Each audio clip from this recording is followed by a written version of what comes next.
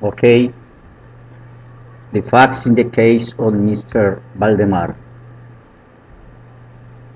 It is a story by American author Edgar Allan Poe about a mesmerist who puts a man, Mr. Ernest Valdemar, in a suspended hypnotic state at the moment of death.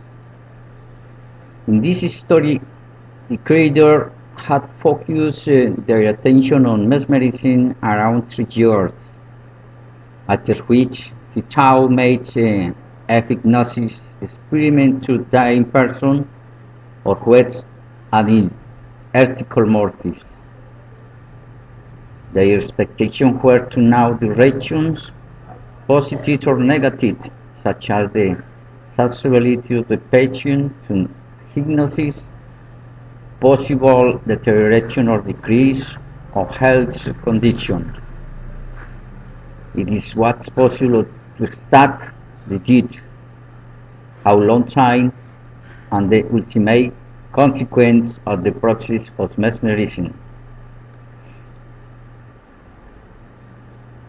So the hypnotist began to look around for the star and immediately chose his friend, Mr. Ernest Valdemar, the well-known compiler of the Biblioteca Forensica.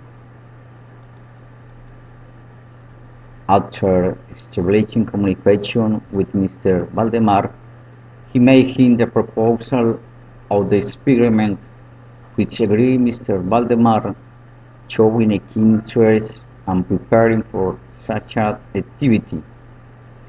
Spade he was always yielding his person freely to his experiments. He had never before given any tokens of sympathy with that he did. This story happens for the illness of Mr. Valdemar, who seeks in the experiment of magnetism. It is a species form of hypnosis, an opportunity and a possibility of serious treatment to improve their health. After this initial opinion in the presence of Dr. Dianet, announced the lead the room, but established a fluid dialogue on the expectation of the experiment, and again the still profits himself quiet, willing and even anxious to have it made.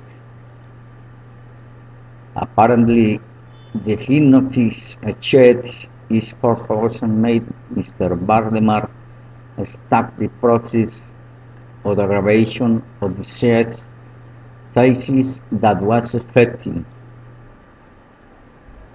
Once every meeting, the hypnotist reached the room of Mr. Valdemar, and he surprised by the health and especially his physical condition.